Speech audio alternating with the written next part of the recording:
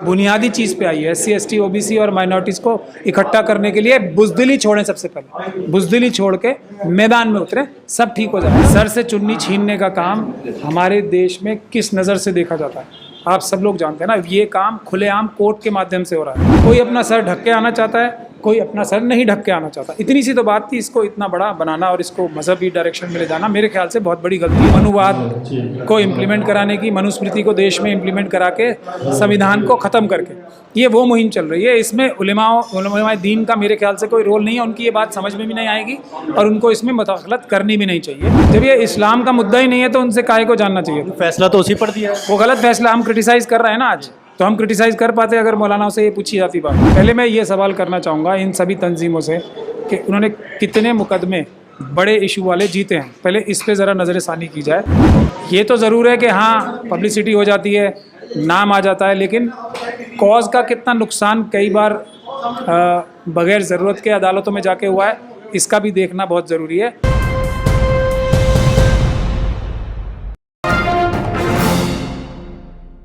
Karnataka high court के ज़रिए जिस तरह से हिजाब को लेकर फैसला दिया गया है, उसके बाद ये बहस शुरू हो गई है कि मामला किस चीज़ को लेकर गया था और क्या फैसला आया है। ख़ासतौर से जिस तरह से कोर्ट ने ये टिप्पणी करने की कोशिश की है, मतलब फैसला सुनाया है कि हिजाब इस्लाम का अंग नहीं है, उसको लेकर एक बहस शुरू हुई है। हमारे साथ मशहूर advocate Mahmood Paracha supreme court में जो प्रैक्टिस करते हैं। महमूद साहब, पहले प्रतिक्रिया इस फैसले पर। ये फैसला तो टिप्पणी करना हर एक आम नागरिक का हक है और टिप्पणी ना करना, मैं समझता हूँ कि आम नागरिक अपनी ड्यूटी नहीं निभाएगा अगर कोर्ट के फैसलों पे टिप्पणी, तनकीद या क्रिटिसिज्म ना करे, अगर उनको वो अच्छा फैसला नहीं लगता। तो ये मेरी टिप्पणी इस फैसले पे यही है कि ये संविधान के खिलाफ है, संविधान की मूलभूत भावना के खिलाफ है और ये इस प्रकार का फैसला है जिसमें जो फैसला इस मुद्दे के ऊपर करने की आवश्यकता भी नहीं थी। हाँ, मैं ये ज़रूर मानूंगा कि जिस तरीके से बहस हुई उसमें भी एक गैर ज़रूरी मुद्दे को, जो कि इंडिविजुअल चॉइस का मुद्दा होना चाहिए था, उसको इस्लाम से जोड़ के मुद्दा बनाया और एक जो लार्जर नैरेटिव पूरी दुनिया में चल रहा है और आजकल ख़ास तौर पे मनुवादी और RSS के लोग जो देश में चलाना चाह रहे हैं, उसको कहीं ना कहीं एक जस्टिफिकेशन और मिली है इस तरीके से इस केस को लड़ने के लिए और बहस करने के लिए।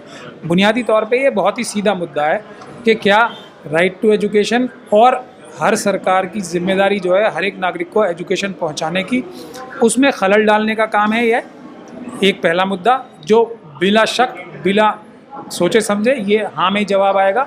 और क्योंकि सरकार जो है, आप देख रहे हैं कि हर एक घर में किसी भी सिटीज़न को शिक्षा पहुंचाने की जिम्मेदारी राइट टू एजुकेशन के तहत सरकार ने उठाई है। किसी को रोकने के लिए अगर कोई भी काम किया जाएगा, चाहे वो किसी भी प्रकार का नागरिक हो, मैं तो ये कह रहा हूँ कि अगर कोई घर में छुपा हुआ भी है जो घर से बाहर ही नहीं निकलता, तो उसको भी सरकार को चाहिए, जिम्मेदारी है और उठाई भी जानी चाहिए कि उसको किसी भी हालत में, जैसे मिड डे मील देके स्कूल में बच्चों को बुलाया जाता है, स्कूल में बुलाया जाए, स्कूल से भगाया ना जाए।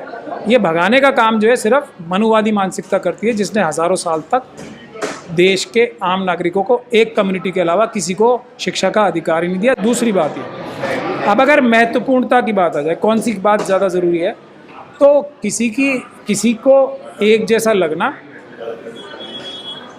इतना महत्वपूर्ण है कि उससे उसका जो बेसिक राइट है एजुकेशन का वो भी छीन लिया जाए।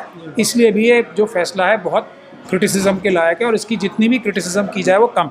सवाल ये खड़ा हो रहा है कि लड़कियों ने वहाँ पर कोर्ट में ये जानने की कोशिश की थी, अपनी जो पिटीशन लेकर गए थे, कि इस पर संविधान क्या कहता है, लेकिन फैसला दे दिया गया कि इस्लाम क्या कहता है। वही बात है ना, आजकल जो है जो नैरेटिव पूरी दुनिया में चल रहा है, ये नैरेटिव को उस नैरेटिव में फिक्स करके एक ओपिनियन बनाई जा रही है, उसके हिसाब से ओपिनियन लग के मिलके ये जस्टिफाई किया जा रहा है उसे, तो ये लेजिटिमेसी मिली है इस तरह की बहस करके भी। मैं ये कह रहा हूँ नित्य को कि इसमें इस बात की लेजिटिमेसी मिलने ही नहीं देनी चाहिए थी, वरना फैसला शायद तब भी यही आता। लेकिन जो इस तरफ से बहस की गई है उसमें एक तरह से जजेस का काम आसान किया गया है। लेकिन इसकी बुनियादी बात यह है कि किसी मज़हब की बात भी नहीं है, एक इंडिविजुअल की चॉइस है कि वो किस तरह के कपड़े पहनना चाहता है। यूनिफॉर्म का मतलब ये होता है कि आप एक यूनिफॉर्म एक जैसा कोई भी कपड़ा पहनना चाहते हैं, कोई पूरी आस्तीनों की शर्ट पहनना चाहता है, कोई आधी आस्तीनों की शर्ट पहनना चाहता है, तो यूनिफॉर्म में इस तरह की गुंजाइश होनी चाहिए कि आधी आस्तीनों की कोई शर्ट पहन सकता है और पूरी आस्तीनों की। सिर्फ इतना सा ही तो मुद्दा है। कोई अपना सर ढक के आना चाहता है, कोई अपना सर नहीं ढक के आना चाहता। इतनी सी तो बात थी। इसको इतना बड़ा बनाना और इसको मजहबी डायरेक्शन में ले जाना मेरे ख्याल से बहुत बड़ी गलती है। आपका ये कहना है कहीं ना कहीं जो लड़कियों पक्ष के वकील थे उन्होंने, मैंने देखा था जब हियरिंग चल रही थी कई दिन लगातार उसको सुना, तो उसमें कहीं ना कहीं कुरान और हदीस का भी जिक्र किया गया है कि कुरान क्या कहता है। तो इन सब चीज़ों पर बहस नहीं होनी चाहिए। बिल्कुल गलत। मेरा देखिए अपना अपना ज़ाती ओपिनियन रखने की सबको हक है और मेरा ओपिनियन ये है कि बिल्कुल भी इस डायरेक्शन में बहस नहीं होनी चाहिए थी। ये मुद्दा ही नहीं है मज़हब का या दीनियात का, मुद्दा ही नहीं था। ये इस बात का मुद्दा है कि अगर मज़हब से ना जोड़ के देखा जाए, कुछ लड़कियों को दुपट्टा पहन के कंफर्टेबल महसूस होता है, आपने देखा होगा। कुछ लड़कियों को दुपट्टा ना पहन के महसूस होता है। तो ये आज़ादी लड़कियों की खुद की होनी चाहिए कि मुझे दुपट्टा पहनना है, स्कार्फ पहनना है या नहीं। स्कार्फ एक कलर का होना चाहिए, इसकी यूनिफॉर्मिटी हो सकती है। दुपट्टा एक कलर का होना चाहिए, इसकी यूनिफॉर्मिटी हो सकती है। शलवार कमीज़ पहनने की आज़ादी होनी चाहिए, स्कर्ट पहनने की भी आज़ादी होनी चाहिए। लेकिन ये नहीं कहा जा सकता कि आप स्कर्ट पहनोगे और स्कर्ट भी इस साइज़ की पहनोगे। ये जो है मुनासिब नहीं है, क्योंकि अगर हम साइज़ पे चले जाएंगे तो कोई भी बच्चा, कोई भी इंसान एक जैसा नहीं होता। कोई साइज़ में बड़ा होता है, कोई छोटा होता है, कोई पतला होता है, कोई लंबा होता है। तो यूनिफॉर्मिटी का मतलब ये नहीं होता कि सबको मार पीट के क्या साइज़ भी एक किया जाएगा। जब ये सब आंखों का रंग अलग होता है, बालों का रंग अलग होता है। पर एक बात ये भी कही जा रही है, जिस तरह से तलाक बिल में ये देखने में आया था कि मुस्लिम पर्सनल लॉ बोर्ड से कुरान और हदीस की रोशनी में जानने की कोशिश की थी कोर्ट में, लेकिन इस मामले में किसी से रुजू नहीं किया गया। उलमा इकराम भी नाराज़ हैं कि हमसे पूछा नहीं, डायरेक्ट फैसला दे दिया। उलमा इकराम को इन सब मसलों से उस हालत में दूर रहना चाहिए जिस बात की उन्हें समझ नहीं है। जिस चीज़ के वो एक्सपर्ट हैं उस चीज़ में ही रहें तो वो अच्छा रहता है। ये मज़हब की बात ही नहीं थी, मज़हब का इससे कोई लेना देना नहीं है। ये एक और बड़ी एक मुहिम चल रही है मनुवाद को इम्प्लीमेंट कराने की, मनुस्मृति को देश में इम्प्लीमेंट करा के संविधान को ख़त्म करके, ये वो मुहिम चल रही है। इसमें उलमाए दीन का मेरे ख्याल से कोई रोल नहीं है। उनकी ये बात समझ में भी नहीं आएगी और उनको इसमें मुदाखलत करनी भी नहीं चाहिए। और जितनी मुदाखलत वो करते हैं और जिस तरह से करते हैं या तो करें, ऐसा नहीं है। बहुत सारे वो ये कह रहे हैं कि हमसे ये जानना चाहिए था कि इस्लाम क्या कहता है पर्दे के बारे में। जब ये इस्लाम का मुद्दा ही नहीं है तो उनसे काहे को जानना चाहिए। फैसला तो उसी पर दिया है। वो गलत फैसला हम क्रिटिसाइज़ कर रहे हैं ना आज, तो हम क्रिटिसाइज़ कर पाते अगर मौलानाओं से ये पूछी जाती बात। हम क्यों क्रिटिसाइज़ कर रहे हैं कि जो चीज़ थी नहीं इशू, और उसी चीज़ को और जस्टिफिकेशन देने के लिए अगर हमारे उलेमा ये कह रहे हैं कि हमसे पूछा जाना चाहिए था, तो वो उसको और जस्टिफाई करेंगे। अब कहा जा रहा है ख़ासतौर से मुस्लिम तंजीमों के ज़रिए बाकायदा प्रेस नोट जारी किए गए हैं कि शांतिपूर्ण तरीके से आप रहें, एहतजाज करने की ज़रूरत नहीं है। कोर्ट जाएं, कोर्ट सुप्रीम कोर्ट जाएं और सुप्रीम कोर्ट इस पर फैसला करेगा। और सुनने में ये आ रहा है कि कई तंजीमें इस पूरे मामले को लेकर सुप्रीम कोर्ट जाने की प्लानिंग कर रही हैं। कि सुप्रीम कोर्ट जाने से और अदालतों में जाने से, बहुत सारे पीएल्स फाइल करने से एक इंडिविजुअल को, एक तंजीम को एक बहुत मशहूरी मिल जाती है। पहले मैं ये सवाल करना चाहूँगा इन सभी तंजीमों से कि उन्होंने कितने मुकदमे बड़े इशू वाले जीते हैं। पहले इस पे ज़रा नज़र-ए-सानी की जाए। ये तो ज़रूर है कि हाँ पब्लिसिटी हो जाती है, नाम आ जाता है, लेकिन कॉज का कितना नुकसान कई बार बग़ैर ज़रूरत के अदालतों में जाके हुआ है, इसका भी देखना बहुत ज़रूरी है।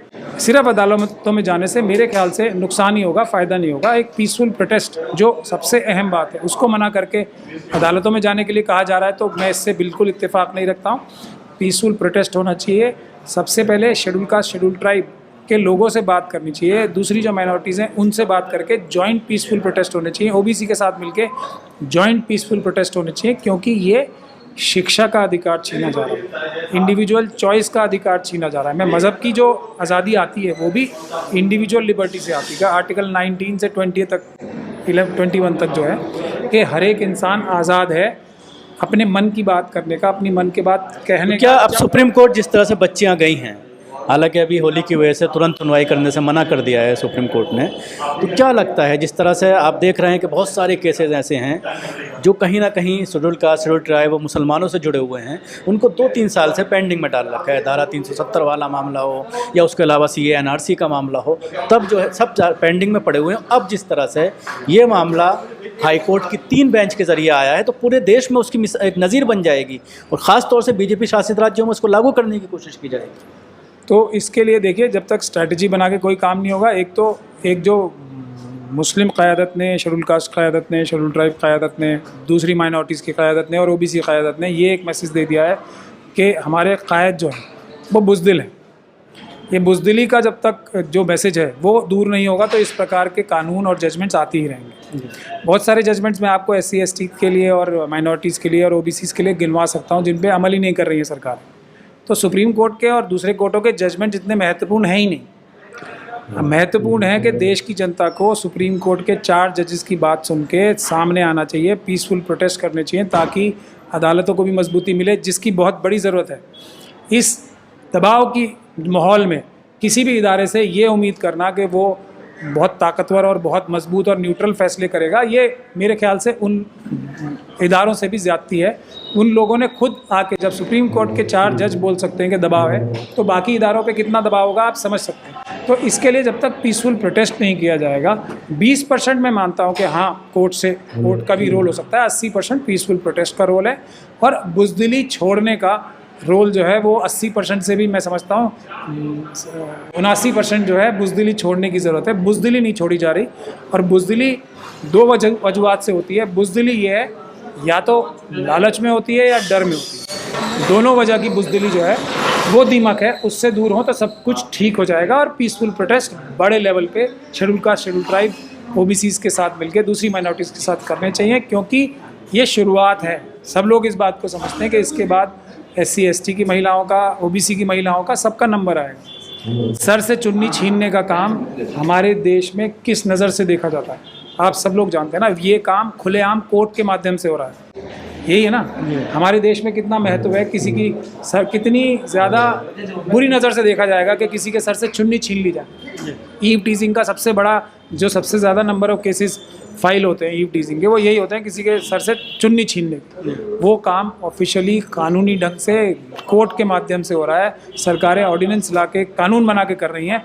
तो ये है मुद्दा, कोई भी महिला सेफ नहीं है। एक आखिरी सवाल एज ए लीगल एक्सपर्ट मैं जानना चाहूँगा, जिस तरह से हाई कोर्ट का फैसला आया है, कितने चांसेस हैं इस फैसले को बदलने के?